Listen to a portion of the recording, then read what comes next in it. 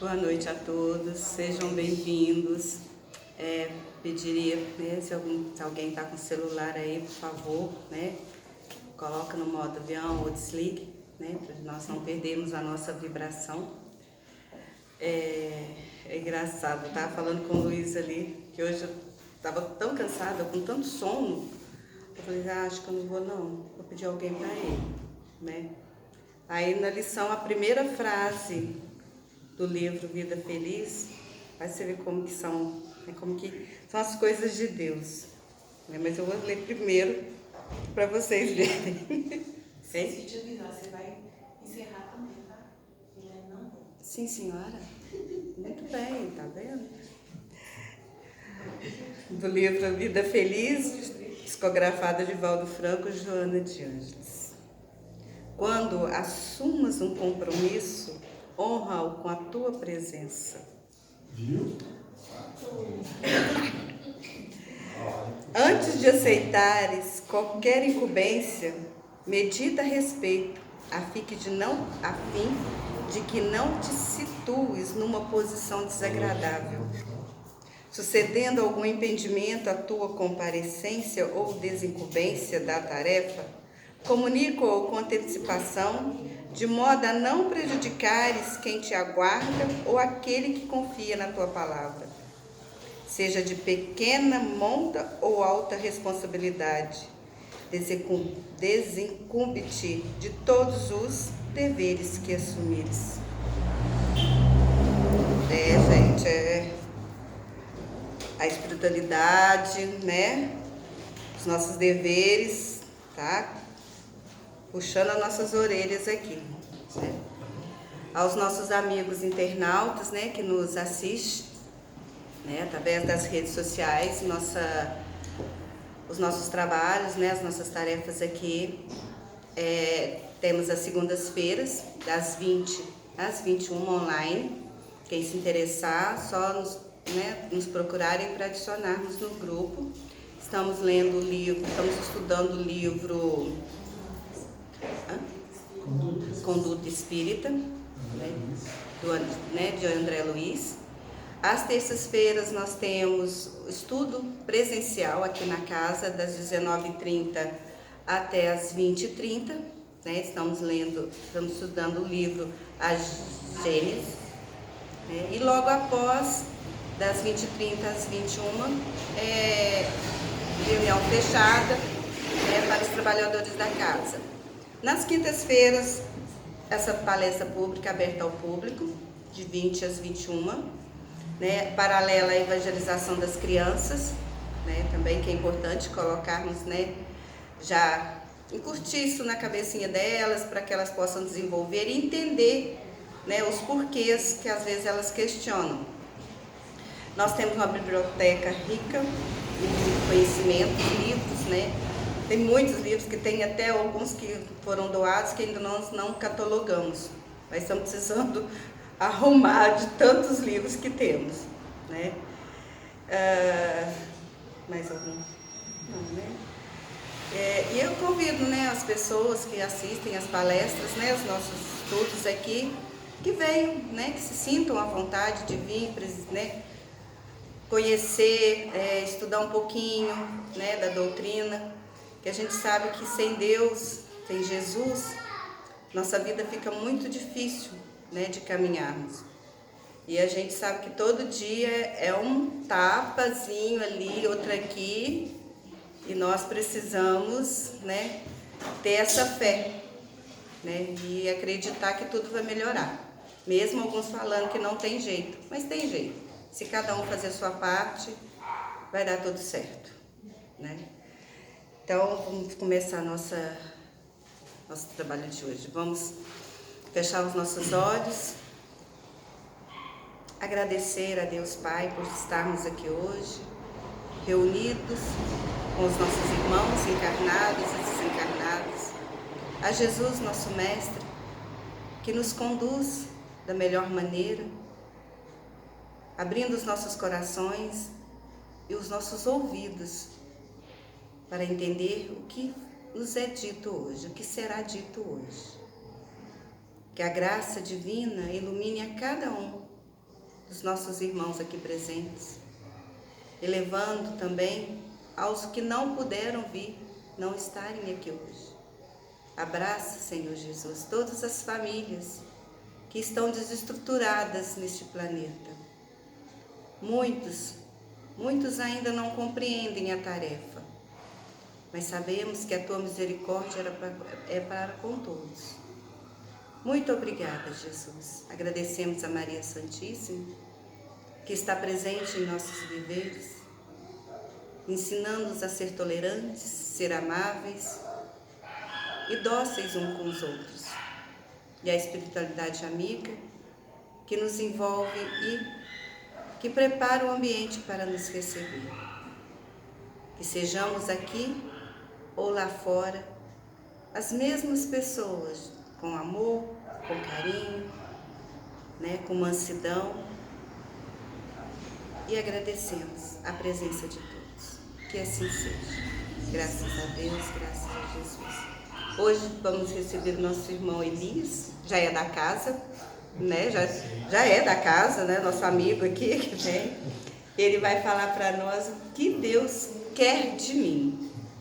De nós, tá vendo, gente? Ó, mais um. Seja bem-vindo, Elias. Obrigado. Fique à vontade. Obrigado. Aí, ó. Pega uma água aqui.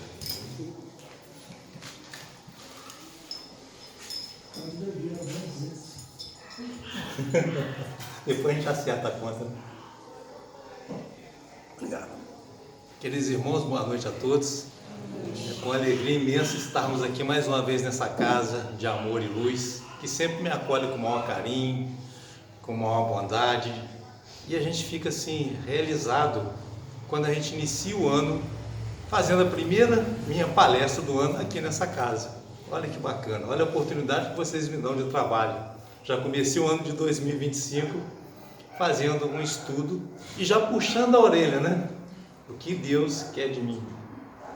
E quando a gente começa a falar de Deus, a gente percebe que Deus não está tão distante assim das nossas vidas. Em todos os momentos das nossas vidas, a gente aciona a Deus para nos proporcionar um ato de bondade, um ato de conforto, um ato de carinho. E esse ato, ele é retornado para nós através da bondade divina, dos seus trabalhadores espirituais, daqueles que estão sempre do nosso lado, nos orientando, nos fortalecendo a cada dia, transformando a nossa vida, transformando a vida das pessoas que estão à nossa volta. E quando a gente vê essa transformação, a gente fica mais entusiasmado em seguir em frente, mesmo com as provações, com as tarefas diárias, com as dificuldades que nós temos no dia a dia, a gente segue em frente, a gente segue trabalhando, a gente segue ofertando a Deus tudo aquilo que Ele quer de retorno de nós. Mas muitas vezes a gente, em qualquer decepção, em qualquer tormento na nossa vida, a gente acaba deixando de lado as nossas tarefas.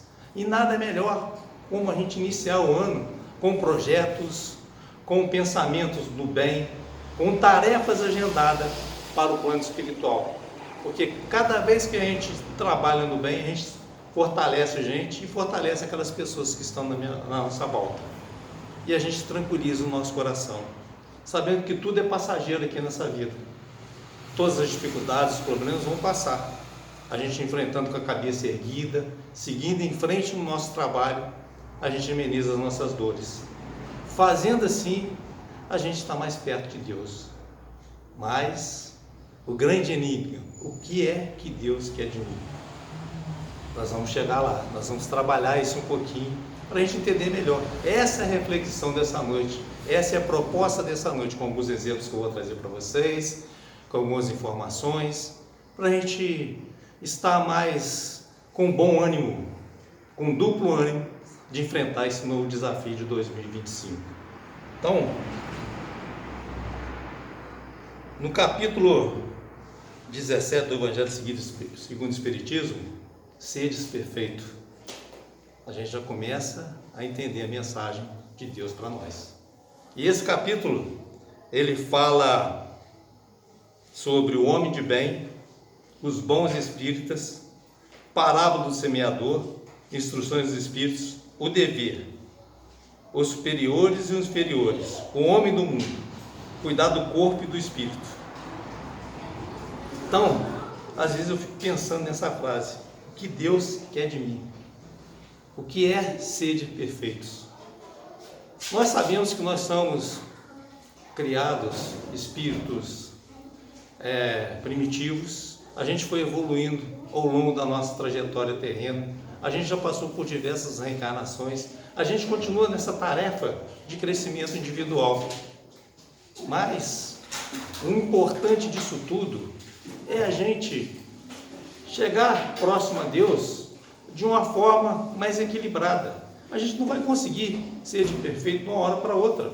A gente tem uma trajetória imensa ainda pela frente. Já passamos por diversas dificuldades em outras reencarnações anteriores. Estamos passando por outras dificuldades nessa. São provações e desafios diários, são missões diárias na nossa vida que a gente vai enfrentando.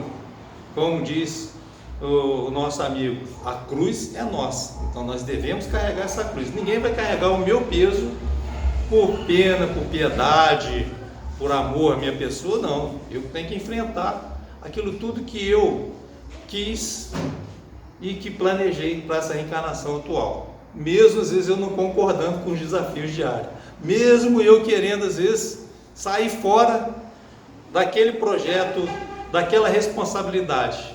E responsabilidade hoje está difícil da gente conseguir, da gente ver pessoas responsáveis em todos os setores, religiosos, financeiro, econômico, na área de serviço. Coloca a responsabilidade em alguém, no funcionário, ou você que é funcionário, ou você que trabalha autônomo. Coloca a responsabilidade em alguém. Começa muito bem, daí a pouco dá uma desviada, daí a pouco surge um problema, daí a pouco cria uma dificuldade na sua vida. Mas será que só eles que estão de fora estão criando dificuldade? Ou nós também estamos criando essas dificuldades na nossa vida? O que Deus quer de mim é ser um homem perfeito? É ser um homem do bem? É trabalhar com Jesus? Ou simplesmente passear pela terra, conquistando os bens materiais, transformando esses bens em discórdia, em ódios, em violências? Nada disso vai nos fazer evoluir, não vai nos fazer crescer. Nada disso vai transformar nossa trajetória terrena. Uma vez que a gente toma o caminho da verdade, a gente não volta atrás. A gente só vai galgando graus superiores na nossa escala evolutiva. Isso é que é importante. E a gente vai aproximando cada vez mais de Deus. Não será essa a última encarnação aqui na Terra. Teremos outras oportunidades. Também no plano espiritual a gente tem a oportunidade de crescer, de evoluir e seguir em frente. Mas a gente precisa traçar um caminho para a gente. Então, a gente começa a questionar: quem sou eu? Qual é a minha escolha nessa vida atual, nessa reencarnação atual? Já pararam para pensar isso? Quem sou eu? De onde eu vim? Não sei. Vim do nosso lar, vim de outra colônia espiritual, vim do umbral. Qual a oportunidade que Deus deu na minha vida para reencarnar aqui? O que é que eu fiz para merecer estar aqui hoje?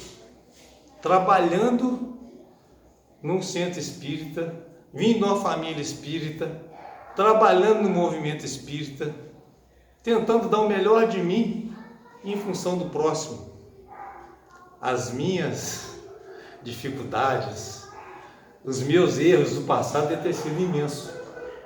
Mas eu não quero ter essa proposta na minha vida de pensar que eu estou fazendo algo para me regenerar em função de coisas erradas que eu fiz lá atrás.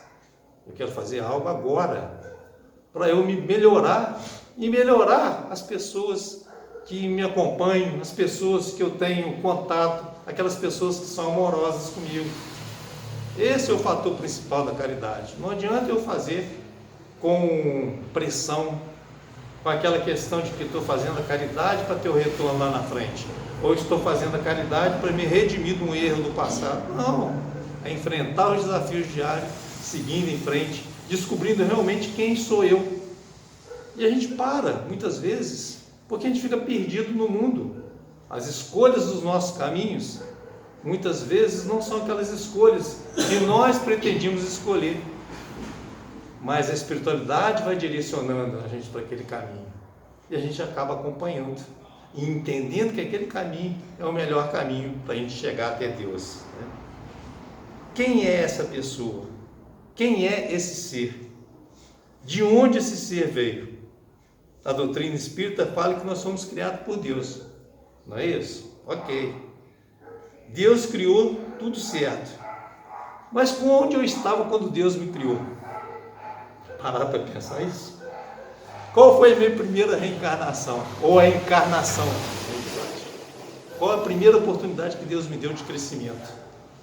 Eu usufruí dessa oportunidade com louvor, com amor? Ou eu fui daqueles que ajudaram a colocar Jesus na cruz? Olha quantos questionamentos, quantas perguntas. E quando a gente começa a aprofundar mais ainda, a gente lembra da existência de Deus nas nossas vidas. Porque a gente fala muito, Deus me auxilie, Deus é o nosso Pai, Deus está nas nossas orações, mas está realmente com aquele fervor, com aquela vontade que nós temos de ser o filho perfeito, de ter o Pai amoroso na nossa vida, com aquela vontade de realmente ser perfeito, daquela vontade de redimir dos nossos erros, procurando melhorar a cada dia? São reflexões que mexem e balançam com a gente, mas ao mesmo tempo nos fortalece na trajetória diária, nos faz desenvolver outro tipo de pensamento, de reflexão, porque aí, quando nós colocamos a nossa cabeça no travesseiro e começamos a refletir o quanto ainda precisamos melhorar, o quanto erro que nós cometemos no dia de hoje, e o quanto de bondade nós fizemos no dia de hoje, aí a balança ainda está bem desequilibrada. Por que eu fui mais agressivo na resposta que eu dei para um amigo meu hoje? Por que eu podia ter sido mais amoroso e não fui? Por que eu fui tratar uma pessoa com indelicadeza? Se eu poderia ter respirado mais fundo e pensado 2 vezes antes de responder. Esse impulso que a gente tem no dia a dia nos faz errar constantemente, nos faz ser, às vezes, até agressivo com as palavras. Alguém falou mais grosso hoje com alguém? Não preciso responder, tá, gente? Eu falei. Logo de manhã cedo, com meu filho. Meu filho começou, não é isso. Eu nem esperei ele acabar de falar. A impaciência e a intolerância já no início do dia. Olha como a gente ainda precisa dimensionar melhor a conduta dos nossos pensamentos e o nosso posicionamento diário nas nossas vidas. No leito familiar, onde começa tudo, onde começam os desafios, onde começam as oportunidades para a gente melhorar, mas a gente está aí, firme e forte na trajetória, porque continuamos questionando o que Deus quer de mim. Quando a gente começa a questionar sobre isso, a gente vai contar uma história do irmão nosso que passou aqui pela terra, que poucas pessoas às vezes falam nele. Nós temos referências de missionários, Divaldo, Chico Xavier, tantos outros que tiveram repercussão nacional e internacional nas nossas vidas, que facilitaram a nossa trajetória aqui terrena, com seus exemplos, com seus trabalhos. Mas Francisco Peixoto Lins, Peixotinho, vocês conhecem? Vocês conhecem a história de Peixotinho? Um médium que fazia materializações, fazia o trabalho de curas. Um médium que nasceu lá no Ceará e veio para o Rio de Janeiro. Era militar. Começou a trabalhar no quartel, se não me engano, lá em Copacabana. Naquela época, Peixotinho desconhecia a doutrina espírita, desconhecia a religião, mas sabia que tinha algo diferente com ele. E ele começou a observar esses processos de mediunidade na sua vida, num dia, em uma briga que ele se envolveu, E ele, quando deu por si, que ele despertou, ele estava a 20 quilômetros de distância daquela briga, lá em Fortaleza. As suas roupas estavam todas rasgadas, como se fossem peixeiras que tivessem cortadas. Seu corpo estava intacto. Ele tinha sido protegido dos cortes que ele tinha levado. Ele não sabia o que tinha acontecido. Ali, a mediunidade já dava sinais na trajetória da vida dele. Casou-se com Dona Bernadette, carinhosamente chamado de Baby. Teve 9 filhos, um filho homem e 8 mulheres. Araci, com 1 ano e 6 meses, desencarnou. Araci foi aquele espírito que foi colocado na família para ele conhecer e orientar ele durante a trajetória dele aqui terrena. Araci sempre acompanhava ele quando ele desviava a sua trajetória. Quando ele queria acender um cigarro, Araci, não faça isso. Quando ele queria fazer de uso de uma bebida, Araci estava ali aparecendo na sua frente. Aquele anjo que controlava a sua vida para colocar disciplina, para colocar respeito. Um trabalho que ele ia desenvolver, um trabalho maravilhoso de cura, de manifestações. Ele, através da sua mediunidade, curou muitas pessoas. Ele tinha um acompanhamento junto com Sheila, com Bezerra de Menezes, com Zé Grande, que era o espírito que acompanhava ele, com Viana de Carvalho. E o trabalho que ele desenvolvia não tinha limites, não tinha fronteiras. A qualquer momento chegavam pessoas em sua casa, adoentadas, com problemas, e ele falava para suas filhas darem a cama, darem um quarto para aquelas pessoas que estavam adoentadas. Pessoas que ele nem sabia de onde vinham, e ficavam ali até se curarem, até fazer um tratamento. Um relato de uma das suas filhas dizia que não sabia como que a comida dava para todo mundo, porque chegavam pessoas sem avisar, chegavam pessoas de tudo quanto é canto do Brasil para serem atendidas pelo Peixotinho. Uma das fotos mais impressionantes de Chico Xavier, que Chico Xavier está rindo, está alegre, ele está do lado de Peixotinho. Ele desenvolveu um trabalho tão intenso em materialização que o ministro Clarencio, do nosso lar, veio participar de uma reunião dessa, manifestando ali junto com ele, visivelmente. Olha o nível do trabalho de Peixotinho. O trabalho era feito, desenvolvido no escuro, nas reuniões era no escuro, porque não poderia ter luz na materialização. Uma vez aconteceu com um incidente de uma luz começar a acender. Aquele ectoplasma que se estava colocando ali, ele foi se afastando, atrapalhando o trabalho que tinha sido desenvolvido. A luz dos espíritos se manifestavam, demonstrava claramente que cada espírito estava ali, fazendo um trabalho. Sheila, antes de conhecermos a ultrassonografia, ela veio tratar de um paciente, colocou um aparelhinho pequeno, como se fosse um rádio, na barriga da paciente, e ali, a luz, via-se todo o que estava acontecendo por dentro da pessoa. E eles viam também por dentro o corpo de Peixotinho. Ali começou já uma noção do equipamento da ultrassonografia que viria anos depois aqui para o Brasil. Peixotinho era um jovem alegre, brincalhão, gostava muito de brincadeiras, faziam diversas brincadeiras e ele tinha diversos sonhos. Ele queria conquistar um carrinho, um Fusquinha, e Peixotinho juntou dinheiro para comprar aquele Fusquinha. Foi comprar o Fusquinha, e quando ele chega para comprar o carro, o valor daquele carro tinha aumentado. E aí, ele, para não perder a viagem, ele passou na loja de um judeu, viu uma poltrona, comprou aquela poltrona por diversas vezes. E aquela poltrona ela chamava da poltrona, a poltrona que era o Fusquinha do vovô, como os netos falavam. Eu conheci essa poltrona, eu tive a oportunidade de ir lá em Campos, na casa onde ele morou.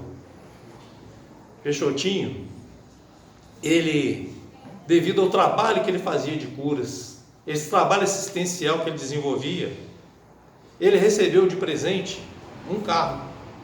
Ele chegou na casa do seu irmão e viu aquele carro maravilhoso, lindo, na década de 50. O Brasil não fabricava carros, era um carro importado. E ele perguntou ao seu irmão: mas que carro bonito, de quem é esse carro? E o irmão dele falou assim: é seu, fulano deixou para você. Meu não, eu não quero. O trabalho que eu desenvolvo, eu trabalho com Jesus. Eu não quero retorno nenhum. E aquele fulano falou com ele: não fique com esse carro, porque isso para mim é um sabonete. E ele disse: então me dê o sabonete, eu não quero carro. E passou a existência toda dele sem ter carro, tentando conquistar um carro. Tinha conseguido conquistar a carteira de motorista, mas o carro não. O carro dele era a poltrona dele. E ele nasceu 1º de fevereiro de 1905 e desencarnou em 16 de junho de 1966, com 61 anos de idade. Ele tinha um problema de asma crônico e o capitão da onde ele trabalhava no exército virou-se para ele e falou: Peixotinho, em determinado lugar no centro André Luiz tem uma pessoa que faz curas, que faz um trabalho de materialização, vai lá, cura a sua asma. E ele, muito sem graça, disse para o capitão dele: sim, eu vou dar uma passada lá. Mas quem fazia as curas era o próprio Peixotinho. Mas aquilo era a expiação dele, ele tinha que estar com essa caminhada, com aquela asma aqui na terra. Desencarnou com a asma, curou diversas pessoas, mas ele mesmo não podia se curar, porque aquilo era a expiação dele, ele precisava enfrentar aquilo durante a existência dele terrena. As filhas dele fazem relatos maravilhosos dos trabalhos que ele desenvolvia. Alcione Peixoto, uma das filhas que eu tive a oportunidade de conhecer, de visitar, que veio aqui em Juiz de Fora diversas vezes. Atualmente já tem uns 3 ou 4 anos que ela não vem mais, porque a saúde já não permite, e eu fui buscá-la algumas vezes em Campos, na cidade atual onde ela mora. E Alcione Peixoto, num desses relatos, e tem até um documentário da vida de Peixotinho, através de Humberto Vasconcelos, também foi um dos genros dele, que eu conheci também, não sei se está encarnado ainda, e ele faz um documentário, no YouTube tem, no Facebook tem, e Alcione Peixoto fala parte desse documentário, desse relato que eu vou fazer agora. O relato completo não está lá, porque ela também não quis passar essas informações para todo mundo. Alcione Peixoto, com 12 anos, começou com a mediunidade ostensiva, mediunidade que ela via espíritos para tudo quanto é lado. Ela passava na área da casa dela, no quintal da casa dela, e ela via gente correndo para um lado e para o outro, atormentando a sua juventude, na realidade a infância, né? Com 12 anos naquela época. E ali ela vai e conversa com seu pai, com Peixotinho. E ele diz que ela não poderia abandonar aqueles espíritos, que ela não poderia afastar aqueles espíritos da vida dela. Tinha que desenvolver a mediunidade da visão, como é que fala? Como é que chama? Vidência. Da vidência, isso. Ela tinha evidência. O tempo passou, ela casou, e aí a filha dela era um desses espíritos obsessores, que ela deu oportunidade para poder trabalhar com ela, para ela resgatar ali, para as duas resgatarem juntas essas arestas do passado. E essa filha vai e desencarna. No depoimento ela diz, desencarna e a filha retorna à família. Essa filha, a história que ela me passou, numa viagem, eu fui buscá-la de Campos para Juiz de Fora fazer uns estudos aqui, e ela relatou a história. Essa filha era aquela filha querida, aquela filha que elas viviam unidas uma com a outra, que ela fazia de tudo pela filha, a filha fazia de tudo por ela. A filha, com 15 anos, arrumou um namoradinho. E esse namorado foi levar essa filha para uma festa. Alcione proibiu ela ir à festa, porque essa festa era num sítio afastado, teria que pegar a estrada. E eles vão escondido da Alcione. O menino pegou um carro, acidentou e os dois desencarnaram. Desencarnou precocemente a filha da Alcione. Imagine vocês, uma mãe perdendo uma filha. O chão dela desabou. Ela parou por todos os trabalhos no Espiritismo. Ela não queria saber mais de Deus na sua vida. Ela não queria mais entender o porquê de tudo aquilo na sua vida. E ela ficou recuada no seu lar. Por muitas vezes, amigos e amigas chegavam próximo a ela tentando levá-la para o centro espírita. E ela se sentia envergonhada, ela se sentia chateada e não queria ir em lugar nenhum. Até que uma amiga muito querida resolveu falar com ela que ia fazer um estudo em outra cidade, longe de Campos. E ela resolveu ir. Num centro que ela não conhecia ninguém, num centro quando ela não tinha ido, e quando ela adentra o centro, ela já recebe a mensagem: tua filha vai voltar. Tua filha mandou falar que te ama, mas vocês ainda precisam ajustar as arestas do passado. E ela ficou assim: como vai voltar? Tinha poucos meses que a filha tinha desencarnado. Ela já não tinha mais marido. E aí, ela não levou adiante aquela ideia. Passou-se mais um período e ela foi em outro centro espírita, em outra cidade, em Muriaé. Chegou lá, ela recebe também uma mensagem: sua filha está voltando. Como é possível? Ela duvidando da espiritualidade. Médio vidente, filho de Peixotinho, conhecendo todos os trabalhos que o pai dela desenvolveu, todos os trabalhos que a mãe, a Baby, dedicou a Peixotinho, que a Baby também era aquele instrumento ali que equilibrava, que auxiliava amorosamente e abraçava todos aqueles que estavam doentes no seu lar. Passou-se mais um período e ela começou a ir mais vezes a um outro centro. E ela recebe a mensagem: tua filha já retornou. Ela ficou mais preocupada ainda. Mas como assim? Ela voltando dessa viagem, quando ela chega em casa, a irmã dela liga: olha, Alcione, deixaram uma criança na porta da minha casa. O que eu faço? E ela vai: você adota essa criança. Essa é minha filha que está voltando. A irmã adotou a criança. A criança, até uma certa idade, chegava na casa da Alcione e falava assim: por que você tirou o quadro de fulano de tal que estava aqui? Ela gostava de um cantor que eu não recordo o nome, e ela dizia: por que você tirou o posto desse cantor? Por que você mexeu na minha cama? Ela dava conta de tudo, dos mínimos detalhes. Por que o fusquinha do vovô está fora do lugar? E ela ali, fazendo de tudo para regenerar-se com esse espírito, que no começo era um espírito obsessor, que ela deu a oportunidade e teve a oportunidade também de regenerar-se com ele. Tudo em função do lar que ela veio. Se ela tivesse vindo num outro lar, se ela não tivesse buscado essa experiência dentro do próprio lar, poderia ter falhado na sua missão terrena. Não era aquilo que ela queria para a sua vida. Mas ela, com o decorrer do tempo, com o conhecimento da doutrina espírita, com os trabalhos da divulgação da doutrina espírita, com os trabalhos de divulgação do trabalho que o pai dela fez. E interessante que ela não chama ele de pai, nem a mãe dela de mãe. Peixotinho e Baby.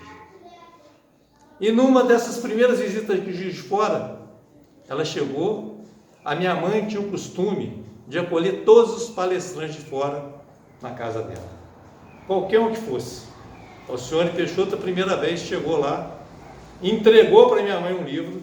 Ela ia fazer palestra no domingo de manhã, e minha mãe, sem conhecer a história, preocupada com a conversa que ela teve com a Alcione, falei: o que essa pessoa vai falar no centro? A minha mãe passou a noite inteira lendo o livro. Quando a Alcione começou a fazer palestra, contando o que estava no livro, a minha mãe confirmava e até acrescentava coisas que a Alcione tinha deixado de lado. Alcione ficou espantada e virou-se em público e falou: tem gravado isso, tá, gente?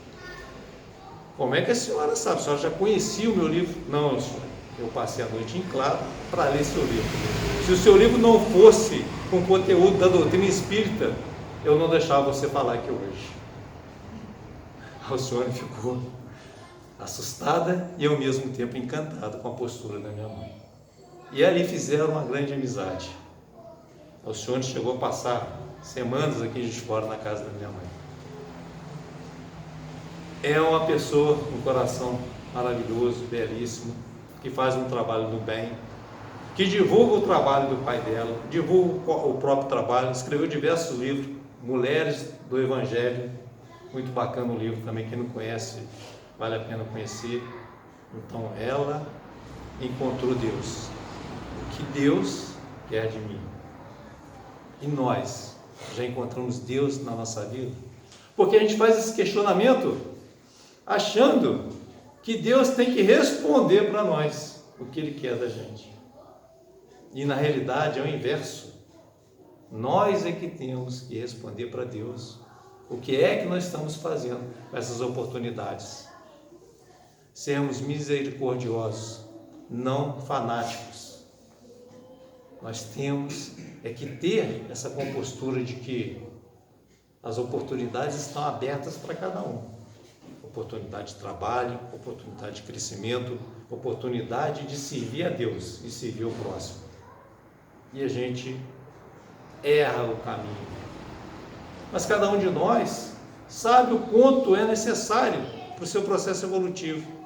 E é muito bom a gente vir no centro espírita, tomar um passe, naqueles momentos onde a gente não tem preocupação nenhuma, onde não tem doença nenhuma na família, onde nós estamos bem, onde não existe dificuldades. Agora, na hora que começa os desafios, a dor, a doença, as preocupações, as trevas envolvendo a gente, aí a gente corre para o centro espírita, a gente lembra de Deus, aí sim, a nossa fé parece que ela incendeia, porque por enquanto a gente fica naquela fé assim, ó, sutil. Ah, tá tudo bem, tudo bacana, tá tudo dando certo, mas quando dá errado, a gente quer que a nossa fé dê aquela incendiária, porque as trevas estão andando para tudo quanto é lado. A gente sabe que nós tivemos essas trevas na nossa vida no passado, ontem. Hoje, a gente produz para não ter trevas mais. Mesmo assim, a gente conta esses irmãozinhos no nosso caminho, tentando ainda dificultar a nossa trajetória, tentando buscar algo que nós deixamos lá atrás de dívida com eles. Mas e amanhã? O que nós vamos buscar amanhã? O que nós seremos amanhã? Nós vamos trabalhar no bem ou nós vamos desviar o nosso caminho? Ou nós vamos estagnar, parar, esperando o tempo passar? Ah, não tem mais nada para produzir nessa vida, não tem nada de bom nessa vida, eu estou esperando a morte. 91 anos, senhor que eu conheci umas 3 semanas atrás, cheio de vida, de disposição, com a mente perfeita e querendo se entregar pela perda da sua esposa querida. Semana passada, 81 anos, um amigo meu desencarnou, tinha um problema seríssimo no pulmão. E ele, até o último instante, não querendo deixar de trabalhar no movimento espírita, no trabalho dele diário, ele andava com aquele troço de ar, num carrinho, carregando um peso danado aqui. Ele se esforçava para ir no centro espírita, respirando com dificuldade. Ia, mesmo na doença, ele não deixou de fazer o trabalho com Jesus. É aquilo que ele queria, o trabalho que foi designado para ele. Não, eu posso, eu ainda tenho força, esse equipamento aqui está me ajudando a respirar, então eu vou. Olha a diferença de pensamento. Olha a forma como a gente conduz a nossa vida. São nossas escolhas. Ninguém vai interferir. mas os exemplos, as oportunidades estão aí. A doutrina do Espírito nos proporciona isso. Terceira revelação. Primeira revelação, Moisés, os 10 mandamentos. Segunda, Jesus, a lei de amor. E o Espiritismo, que veio trazer para a gente toda a compreensão do plano espiritual.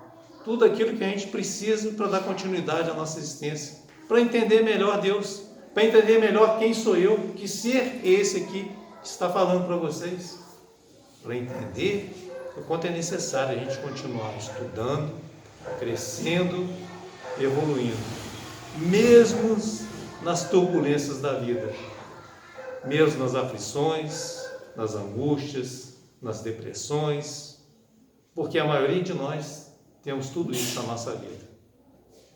Angústia, depressão, desespero, dor, lágrimas, a todo momento. Hoje a gente está feliz, amanhã a gente está chorando. Depois da manhã a gente pode estar com outra felicidade. Alguém consegue passar um dia sem problema? Tem alguém aí que consegue me ensinar a receita aí? Quando a gente está feliz, bem, vindo para o centro, tá aí a mensagem. Isso assim, assim. Amanhã tem que... Calma, gente, calma. Essas chuvas tá vazando no teto, não sei de onde. Aí você começa.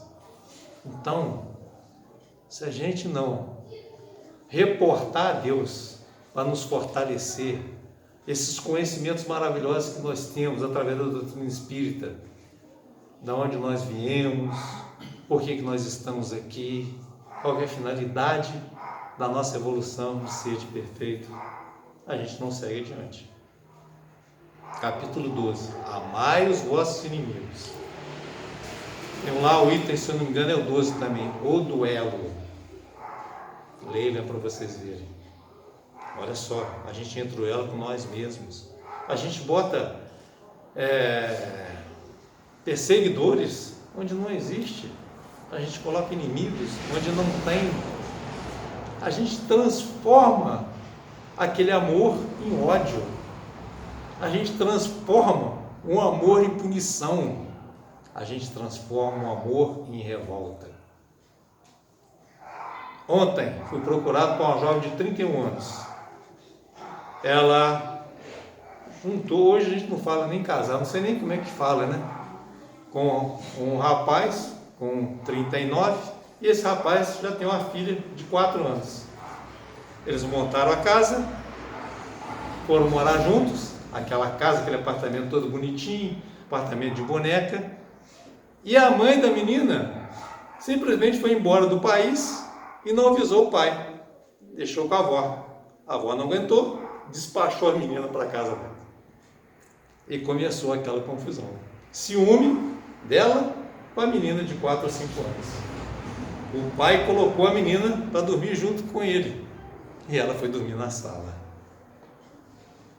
E ali começou, ela revoltada com a menina. Olha o processo de perseguição de espíritos rebeldes do passado, desse reencontro. São 6 meses que ela tem que passar por isso, até a mãe da menina voltar para ver o que vai ser feito, porque enquanto a mãe da menina não assinar nada, não pode definir nada. E ela simplesmente virou para mim e falou assim: agora eu não vou querer mais homem na minha vida, eu vou arrumar uma mulher para mim.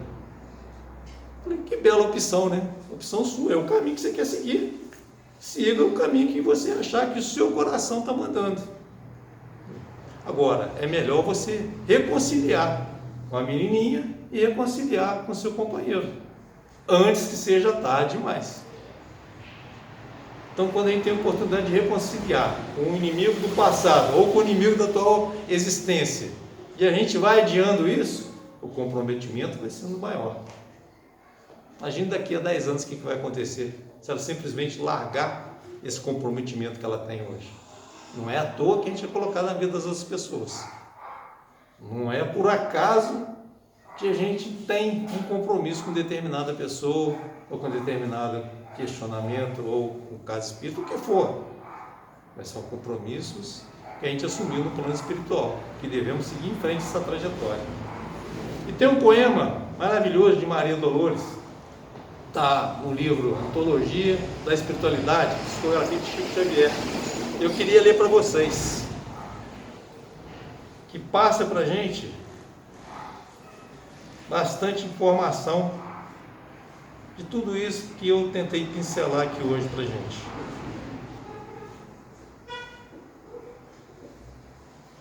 Deixa eu só achar ele aqui, vamos lá. E é intitulado assim: Deus quer misericórdia.